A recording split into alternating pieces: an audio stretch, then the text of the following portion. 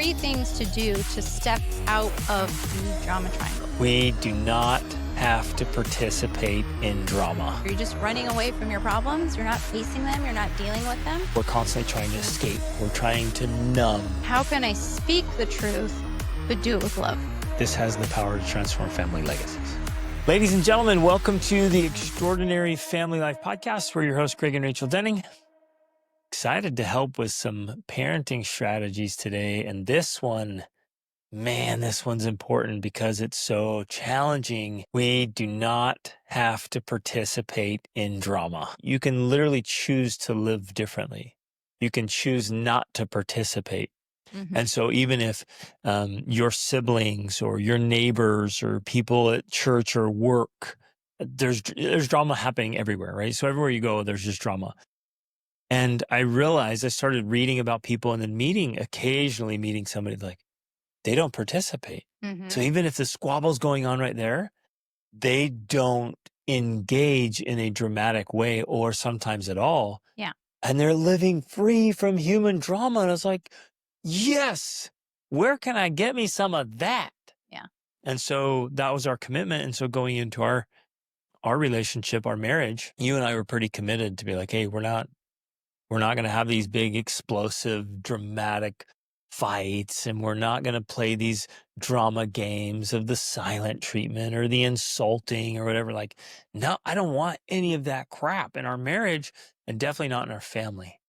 What we're going to talk about today, stepping out of the drama triangle, does not mean abandoning your family. It doesn't mean avoiding the challenges or problems that you face. That one's really important. This is not avoidance. You can face and handle the conflict, the differences, the disagreements, whatever needs to happen without participating in drama. Yeah. Or often, which is usually the case, making it dramatic. Right. It's like, no, we can disagree and we can work through this without getting stuck in some drama pattern. And in order to solve a problem, there has to be conflict. But that conflict doesn't have to be ugly. It doesn't have to be dramatic. There may be some unpleasantness to it because I'm not going to say that it's always comfortable. Right. There's going to be discomfort. There doesn't have to be big emotions. Yeah. And oversensitivity. But the difference is there's no resolution. Conflict has a resolution. That's the purpose of conflict. Where drama and the drama triangle, it's essentially like the same thing is going around and around in circles, and it's just repeating itself every so often. Yep. There's no resolution. Right. And if we can go in with purpose and we're extremely deliberate about it, then many things can be resolved for good. Now, I know even while we're saying this, some of you are like, that's not possible. I've never seen it. I don't know anyone who lives like that. I've never seen a family exist. But I want to point out that it does exist, that it is possible.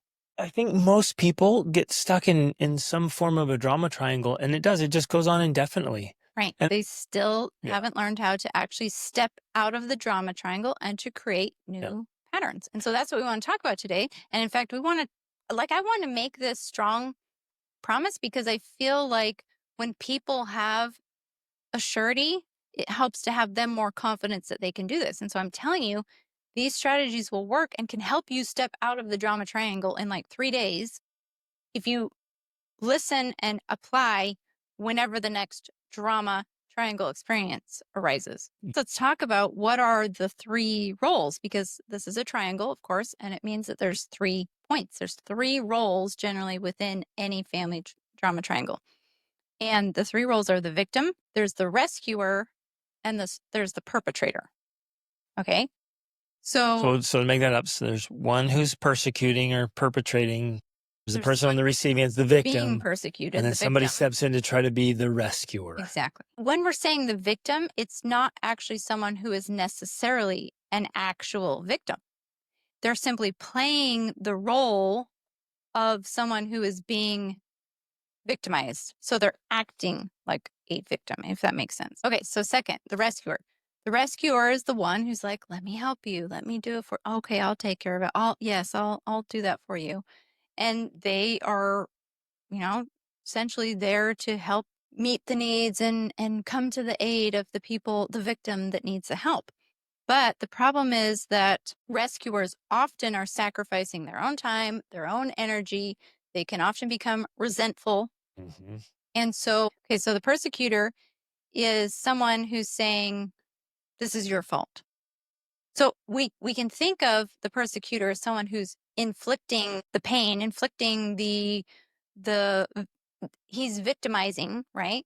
But it can also be someone who's blaming, who's pointing fingers, who's being critical of the other person, right? So in some ways, parents very often are perpetrators because unfortunately, many parenting strategies focus on blame, punishment, and criticizing. Yeah. And so in that case, a parent is the perpetrator. And of course, that's what we're going to talk about today. Right. It's like, how do we switch these roles so that we're not running away from the problems? We're not avoiding the problems. We're not avoiding the issues that are real, but we're learning how to actually resolve them rather than ineffectively getting stuck in this Yeah. drama triangle. When we step into the drama triangle, it's not a positive thing. It doesn't produce the outcomes we want. It doesn't produce the results we want. So we have to learn how to switch these roles so that we can move into a positive space. We can move towards resolution. We can create the change that we want. So we're going to talk about how to do that and how, if you do this, and if you are, I guess, religious about it, like if you're serious about this, it will create change. Okay. Like I promise you that it will. Because once you stop participating in the drama triangle, it automatically, it's what we call a pattern interrupt. It interrupts the pattern of what has been occurring. And so it automatically requires that the other people in the drama triangle also have to become conscious, because in a way, that's what's happening. Everyone's operating unconsciously. They got into these habits and now they just occur. And so when the situation arises again, everyone's like, oh, I know my role. I've memorized this line. I know my part in this play. Yep. And so it's unconscious behavior. It's automatic memorized behavior. But when you step out of the drama triangle and now suddenly you're over here and you're not saying your lines and you're not doing what you usually do, they're like, whoa. They have no idea what to do. And so they have to become conscious to start thinking about, well, wait, how do I respond to this new role that's now on the stage? So to emphasize this, it only takes one person Mm-hmm. to become Exactly. conscious and say, wait a minute, I'm taking a step back here. I'm not going to participate. And then the other two, in this case, won't know how to respond. They'll have to respond differently. Right. Some of you might be thinking, well, that's just unrealistic. It's just not possible. Like this person does something mean to that person and there's little and defenseless. So I have to step in. Mm-hmm. Like there's no other option. You. There's somebody being mean. There's somebody being victimized and I have to rescue. How can this be any different than what it is? That's just reality. And I can hear people thinking that, right? There's like, well, that's it. It happens. Mm-hmm. What are you talking about? It can't not happen. And that's where we're going to get into these roles. Right. But you have to be aware is like, there is a different response. Well, especially in a scenario like that, we have to understand that we have to give a different response, because otherwise what we're unconsciously doing is training that child to look to others to rescue them rather than to develop their own skills to be able to rescue themselves, right? To be able to stand up for themselves, to be able to have the confidence to find solutions and answers. And so, interestingly, we're perpetuating the training of the persecutor. That too. That right. I can keep doing this. Right. And that's being trained this way, and people are going to respond to my bullying. Yeah. Yeah. And so it's almost our moral obligation to not continue to rescue and to give and teach the tools so that our children have that competence and ability to be able to handle themselves in the world. Yep. Right. I want you to just write this down, deeply Memorize ingrain it into your life. brain. People treat you the way you train them to treat you. Exactly. That is true in every scenario you can think of, and particularly at home and in family. So if you look at your family dynamics and there's drama triangles going on or drama patterns going on, just acknowledge and know like that's trained. That's But they're saying, conditioned. no, Greg, it's not trained. Like, It's been like that I since the never, beginning. I It's never always told been this them they way. could treat me that way. I never yell back every time they do it. It's like, well, what you've been doing has created the conditioning and the training to Mhm. allow it to keep going. Yes.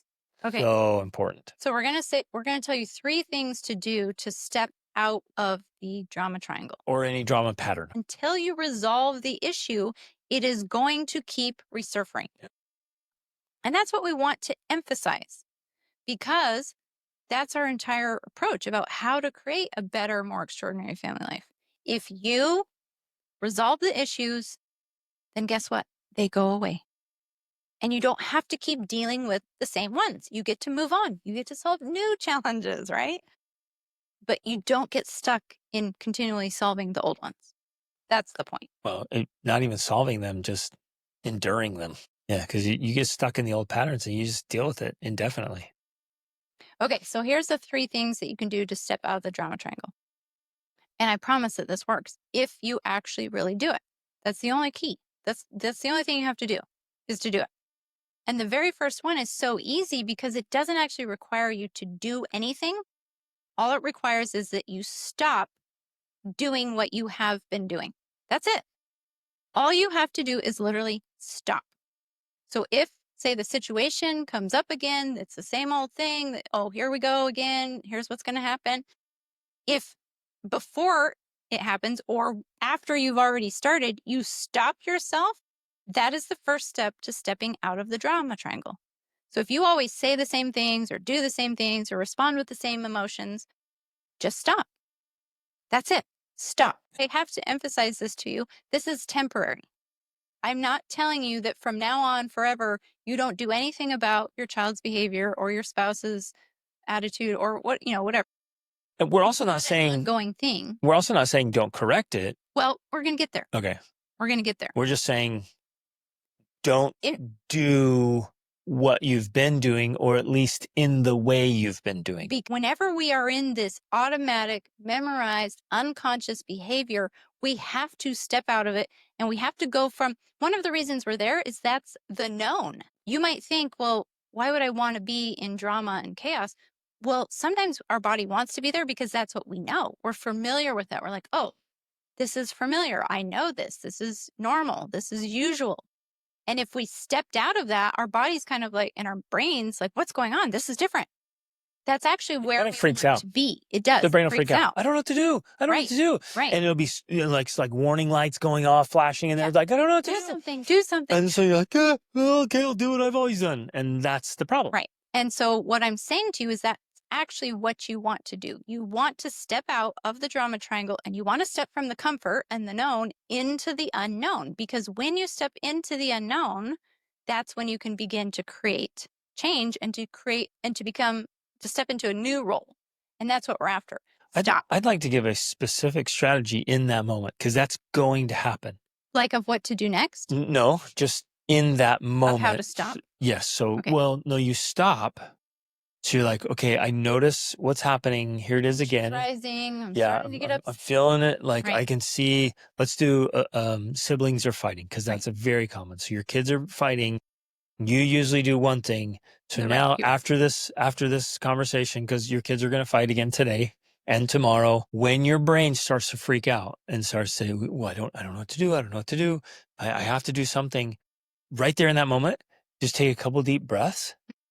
So you calm down. It's like, just chillax and then start thinking, well, what could I do differently? Yeah. And we're going to give you tools and strategies here. I think ties into step number 2, really. But we want the brain to start saying, I don't know what to do. I don't know what to do. Do something. Do what you know. Do that. You want it to go, what can I do? What can I do differently to create a different result? So you want the brain to start helping you look for better solutions. And then we move to number 2, which is developing more of this awareness we're talking about, is we have to name or identify what is going on and what role we are currently playing. So this is where we have that space of like, okay, wait, here I am. I'm in the drama triangle right now. What role am I playing? Am I being the victim? Am I being the persecutor? Am I being the rescuer? Like, you've got to get really clear on what's happening so that you can start to identify, oh, Yeah. And don't necessarily do it out loud. This is in your brain, especially at first. You don't say, husband, you're being the persecutor right now, and I don't like it. Right. This is happening internally. It's helping you develop this awareness so that you can focus on what you can do to change the drama triangle, because you can't make your husband stop being the persecutor or the rescuer or the victim. You have to change your role in the triangle, so then it, in a way, forces or encourages them to then change their role, because you're no longer supporting them in their role by staying in the drama triangle. So you focus on naming it. So this is just, it's the next step in awareness or Exactly. awakening. Right. It's like, okay, oh, it's starting to happen. I'm not going to participate. I'm not doing it. Okay, now what is happening? What's going on? I'm almost like I'm objectively stepping away and looking back at it. It's like, Right. You're what's watching going on yourself. here? I guess I just want to clarify this a little bit, because to many people, I know they want action steps. They want to know what to do. And yet we're trying to we're trying to take something that doesn't feel like an action step. It's internal awareness, and we're trying to make it into an action step so that you realize, wait, no, this is actually important. Because otherwise we jump from doing one thing to doing another. Exactly. And if you don't go through the process of this awareness, it's actually way less effective. right, exactly. We can't just tell you what to do. Like we did a podcast, our last episode was on scripts of things to say and do. But if you don't have this internal awareness step in between, what you do ends up being less effective than if you practice this step. It literally might just be a variation on what you've Yes. been doing, because you haven't stopped and become aware of what's happening. Exactly. And then deliberately act differently. Right. You're like, oh, well, the Denning said to say this, so I'm just going to go ahead and say it. Right. It's different words, 'Cause but man, it's the same behavior. Exactly right. And so that's why this step is so critically important. And we're making it a step. And I'm emphasizing it here because you're thinking in your mind, I'm not just going to stop and then do nothing, because I have to resolve the problem. I have to fix, I have to correct. And I'm saying, no, this is the step. Stop. That's a step. And then name and become aware of what is happening. Get clarity. Watch yourself like you're in a movie. What is happening, and even play it out, right? What usually happens, and how am I participating in this?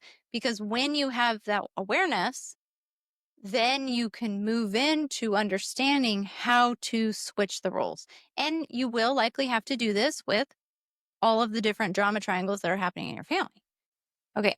So after we have done step 2, we've named the role that we're playing in this specific scenario. So let's talk about the new roles in the empowered triangle, right? Because we're not going to be in the drama triangle anymore. We're going to the empowered triangle, which helps to find real and lasting solutions, not just continually trying to manage symptoms with things that don't last, because we don't want that. So if we are a victim in the drama triangle, we're going to move into the role of creator. And so instead of thinking about, woe is me, I'm so picked on, poor me, I'm the victim It feels here. helpless and hopeless. Yes. Like there's nothing I can do. Right. Which I love. That's why the creator is the opposite of victimism. It is the opposite. And I'm sitting here like, I can't do anything. They're doing this to me. Yes. A creator says, wait a minute, I have options. The creator says, what do I want? What do I want? Creative here. Right. I can think of alternatives. I don't have to sit here and play the victim. I can do this, or I can do that, or I can do this, or I mean, on and on and on. Like, here are all the things I can do instead of sitting here and being a victim. Yes. I love that you actually said that it takes the victim and flips it to almost its opposite, a creator, because one of the things that was super empowering and powerful for me in this journey of motherhood is that I remember, and I don't know why it stuck with me so much. I guess just because it worked for me. But I remember thinking or hearing from somebody that whatever you think the opposite. And so when I approached a drama triangle like this, and I would stop what I usually would do, I would tell myself that. I would say, whatever you think the opposite. And so if I felt like saying something like, you're so lazy, or you're so this, or this always happens. I would literally sometimes, at least just to myself, maybe if not out loud at first, I would say the opposite. They're not lazy, or I would pick a positive, they're hardworking. And I would start literally thinking the opposite or telling myself the opposite of what I previously believed. So if I saw myself as a victim and I'm like, I'm so picked on, I'm I have to do it all myself, I would switch that. I'd be like, I don't have to do it all myself. I have lots of help. And yes, of course, at first my brain would say, well, that's a lie. It's not true. But it doesn't matter. That doesn't matter, because guess what? The other thing is also not true, at least not 100% of the time. Right. And if you believe that, well, that's not healthy and it's not helping you, because long as you believe that, you're going to continue to have more of that in your life. If I believe my husband is lazy, guess what? He's going to be more lazy, and I'm going to see more evidence of him being lazy. Mm-hmm. So we have to switch what we think, because when we do that, we also look for more evidence that that is also true. And then we actually create and help create more of that in our life. So whatever you think the opposite. That was what really empowered me. So as we go through these roles, I want to think about that, and I want to, encourage and emphasize that. And it's so much easier to do like right now in a calm moment when it's not happening. Yeah. In the moment, like you get activated and your brain kind of shuts down and you're getting into it. Your brain isn't going to be like, let's sit here and think of creative options. How can I do the opposite? But if you do it from a calm state, it's so empowering. So let's go through the scenario. For a second, look, can I interject Yeah. for a second? Because I guess that's why I emphasize this strategy, because for me, that worked even in the moment. I don't know why. And for some people, it may not work. Oh, I get what you're saying. But you're like, okay, think the opposite. So Whatever I stop think and the trying to opposite. catch And yourself. my brain would come up with the opposite, and that would help me get out of the drama triangle, because I'm literally thinking different thoughts. Most people are so emotionally distressed in the moment that they have a very hard time thinking. And so for me, I would think through this outside of the situation. It's like, okay, whenever the kids are fighting, I'm always think I'm going to go over there and discipline them. I'm going to go over and yell at them and threaten them, like, stop that crap. So what would be the opposite? Like, oh, I'm going to walk over and hug them. Mm-hmm. When my kids are fighting, I'm going to walk over and hug them. Bam. There's the opposite. And for me, at least, like if I try to anticipate it, then it's easier to think it in the moment. Oh, they're there fighting. Oh, I was going to go hug them. I'm going to go try that. Right. And you do something different. Mm-hmm. Yeah. Yeah, that definitely, because if we always go back to number one, and we at least stop what we usually do, whatever the normal is for us, I feel like that's the space where we can remind ourselves, whatever I think the opposite. Like, let me try doing something I wouldn't normally do. And that begins to interrupt this pattern. Love it. So anyway, so victim creator, sorry. So in that space, it's simply about, well, no, I'm not the victim. I'm a creator. What do I want in this scenario? What do I want to change? What do I want to be different? What are my options? What are my options? Yeah. For the rescuer moves into the role of coach. I love this one. Mm. Well, I like coach, or you could do mentor, you could do teacher. Yeah. Basically, instead of stepping in and doing something for the victim and then, disciplining the persecutor, you're like, well, how can I teach here? How can I coach Well, this goes here? How back can to I the mentor? scenario you gave of where if you're constantly rescuing the child from another child, you're not empowering them to be able to do that on your own. But if you become the coach, so like in a scenario like this, I go in with our children, our two girls specifically, and if they're arguing or disagreeing about something, I go in and I coach them through how to handle it. Yep. Why don't you try saying it like this? Why don't you try using a voice like this? Because right now your voice sounds like this, and maybe I'll imitate it. It sounds like this, but you can try a different voice like this. So I'm literally giving them the tools. I'm telling them, but I'm not doing it for them per se. Yes, that's the I'm difference. not saying stop treating your sister like that because she needs you to be nice. I'm saying you need to tell your sister, please don't treat me like that, because I don't like being treated like that. And so I'm showing them how to do it. Yep, 100%. And this can be true with a spouse. And that's more challenging. So if a husband's trying to teach or coach or mentor his wife, ooh, it's generally much more challenging than with a child. Same with the wife. Wife's trying to coach her husband.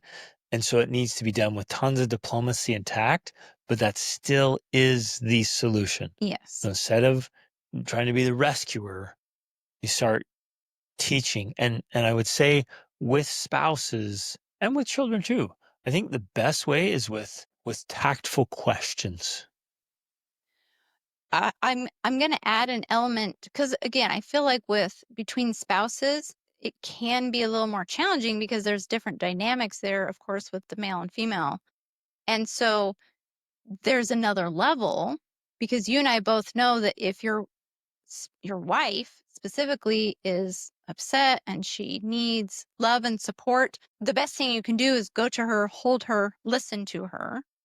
But if she's been playing this role of being the victim or whatever or persecutor, then the best time to play that coaching role, well, especially if you've been rescuing her, is after that reassurance, that time of reassurance, if that makes sense. So then when she feels better, she's calmed down, that's when you have that talk of like, hey, this is what I've been noticing. What can we do differently? This is what we need to change. I need to stop rescuing you because, it's not making you stronger or whatever. But it's kind Or of I need to in some stop ways, rescuing the children from you yes, because what's going on? Right? Like right. And in some ways, this also does work with children because sometimes that's what children need in the moment, and then later they need the 100%. coaching. Yep. But what we're trying to do is see it from this framework of like, okay, instead of playing this normal role of where I come in and rescue, I'm going to switch my role here. And if I become the coach, then of course the next level is knowing when is the best time to do that coaching because sometimes all your kids need in the moment is like a hug Yep. and some reassurance and some love. And then later you're like, hey, let's talk about it. Let me coach you. Yeah. Well, it's Like, time and it tactic. requires awareness. And then so if wives want to coach husbands, a husband's greatest need usually is to be respected. He needs to feel Mhm. respected. So if you're like, husband, I'm going to coach you about how to handle this, he's not going to take that very well. Yes. And so you're not going to step in and I know better and you suck. You're Mhm. ruining our lives. Every time you come home from work, Gonna go over. screaming and yelling, like that's just not going to work out. And he's not going to want to listen. So it's knowing when, like you pointed out, when to do this, but it's also practicing tact. Like, how can I handle this so it's not disrespectful, but it's creating the awareness. Well, And it might be something like the best way to coach in scenarios like this for husbands and wives would be to catch the moment when they're doing something well or doing it better, they handle the situation better, and mhm. praise the crap out of that. Okay, last role, persecutor now moves into the role of challenger, right? So it's essentially like, how can I speak the truth, but do it with love? Because in some ways, persecuting is essentially trying to tell someone what they did wrong or tell someone where they messed up, right? And as parents, we feel like that's our job. My job is to tell you when you've messed up. My job is to tell you how to do things better. My job is to punish you when you misbehave. But if we don't do it appropriately, then we actually just become the persecutor instead of someone who's challenging them to become their best self, right? And that's the ideal. We want to challenge them, we want to inspire them, we want to push them in a positive way towards improving themselves rather than feeling like they are a victim of our persecution and our punishments and Yeah. our hate. And if your spouse or another child is being the persecutor, then the coaching piece is like, how can we get them to become a challenger instead of a persecutor? Mm-hmm. How can we invite them, encourage them, inspire them to, instead of being so harsh and ineffective in what they're doing, is like how we get them to be leaders. Yeah. So if I had a sibling that was or a child that was being a persecutor of siblings, I'm going to invite that child to become a leader, and I'm going to walk them through that. And if Right. the spouse is persecuting, yeah, well, okay, how can you inspire them? How can you encourage them? How can you challenge them instead of persecuting? what you're doing in a way, and I mean, I know I do this all the time with you and with the kids, because too often when we're the persecutor, we go in there and we're trying to tell them that they're wrong. Like, no, then they're persecuting and we come in and become the persecutor as well, saying you're wrong because you're doing it wrong and it's not. And very often what I love to do that works, say with my two girls again, if the older sister is getting after her younger sister about something, I don't go in and dismiss that. She's persecuting her sister by saying, you need to pick up your clothes and put them away and hang up your towel. I go in and I acknowledge, yeah, you're right. She should do those things, but she is younger. So here's how we can help her. Here's how you can become the challenger or the coach to help her do those things without ruining your relationship with her by getting after her all the time about it, right? So it's almost like you're acknowledging the intentions of the persecutor, because the persecutor's trying to find the truth. It's trying to point out the truth. It's trying to make things right. It's trying to create justice in the world in a way. Or yeah, something feels out of control. There's too much chaos. They just don't know. Right. I don't know how to handle all this. And that's not necessarily a bad thing. That's can be a very good thing. But we have to do it in a way that's positive so that it produces the positive results that we want. Yep. Love it. Great. Okay. So let me just review really fast. Number one, if you want to step out of the drama triangle, 3 things. First, stop. Literally, simply stop doing what you have been doing. Doesn't matter what it is. Just stop yourself from doing that thing, or stop midway. I've even done that before, where something happens and I start doing the same thing I always do, and partway through I'm like, oh wait, I'm not going to do this, and I just stop. And your kids are kind of like, what? That sometimes is enough. Or they're like, wait, you're not doing the thing. What's going on here? So you just stop. Second, you now have this moment of awareness to ask questions, to name what's happening. Oh, I'm being the persecutor. I'm being the victim. I'm being the rescuer here. And then to create awareness of, well, and I also love to ask questions. I'll remind myself, like, whatever I think the opposite. Or what could be causing this? Or why are they acting this way? Are they hangry? Are they tired? I'm getting curious. I'm creating awareness. I'm asking questions. And then 3, we move into a new role. We move from victim to creator. We move from rescuer to coach, and we move from persecutor to challenger. Yeah. It's beautiful. I think one thing that each of us could start working on the inner work, right? Again, hands down, the best thing any of us can do is work harder on ourselves than we do on anything else. And if this is particularly difficult to change roles, even as we're talking through this, you're like, I want that, but it's so hard. I just get emotionally so reactive. It's there, and we've had lots of coaching conversations like this. That they hear us talk through this, and they're like, I want that. And in the moment, I maybe even cognitively I remember it, but then I'm so emotionally and mentally engaged and involved, like I can't think and act differently or clearly. So the inner work here is to start settling things down, start resolving some of the inner turmoil. And the best way to do that, especially for you in the moment, this is a great thing to do, is to go do some writing. Yeah, just go do some processing. Yeah. Not like writing in your journal to keep forever type writing, but like venting. Venting writing. No grammar, no punctuation. It's just vomiting on paper to help you release and remove those pent-up emotions. Yeah. That's one of the best strategies. A perfect and common example of this is like, wait, why am I so sensitive to this? Why am I taking this personally? Why does this feel so painful? When you can go right through that and acknowledge it, like, oh, there's the issue. It makes me feel like I'm a child again.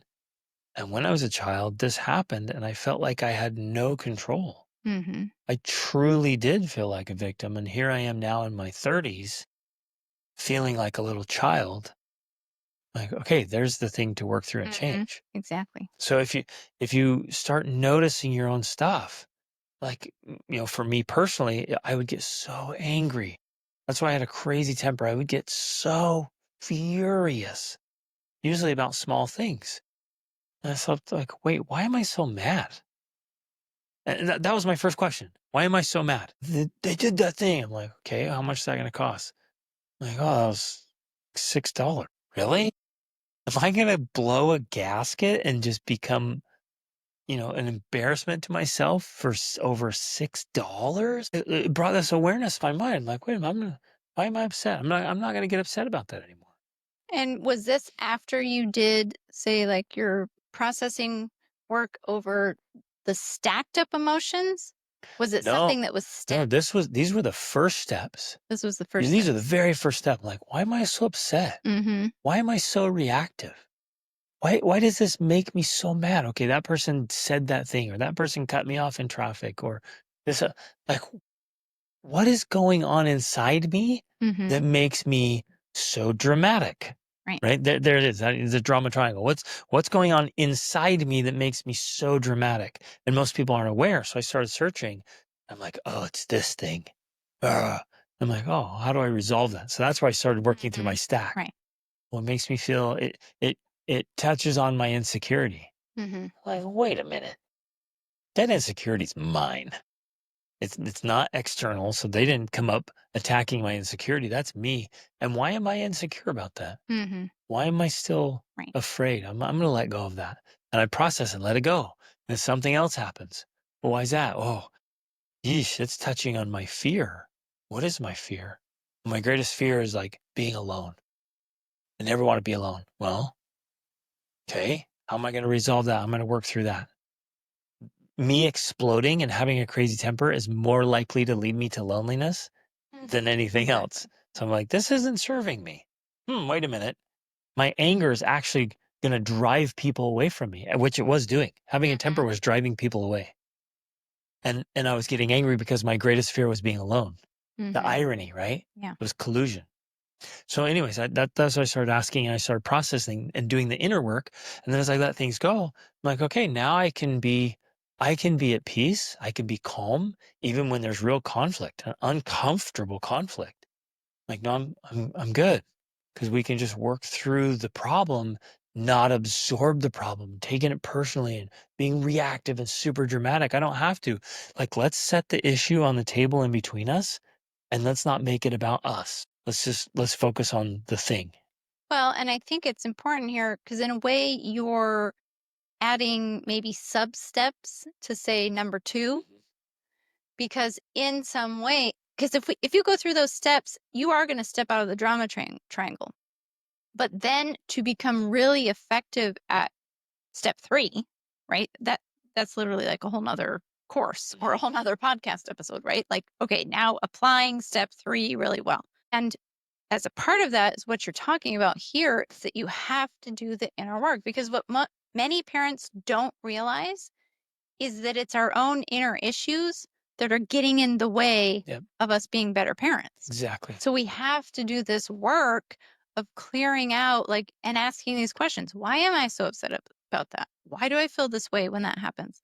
When we clear that out, now we have the space to be able to, as our best selves, interact with our children to help them resolve the issues rather than bringing our own issues to it. And then it kind of muddies the waters in a way. Exactly. Right. And so that's something important, I think, to Crazy especially important. end on. Yeah. Because I want you to be confident that this approach will work. 100%. But I do want you to know that as you move ahead with this approach, yes, you're going to find additional obstacles to overcome. That is the journey. That's the process. And that's what makes you so much better and more powerful. Exactly. And it's worth emphasizing here that whatever role you are playing, persecutor, victim, or rescuer, there's usually some kind of inner issue, something on the inside that's putting you in that role or keeping you in that role. Yeah. So we resolve on the inside, then it takes care of the outside. Right. Love it.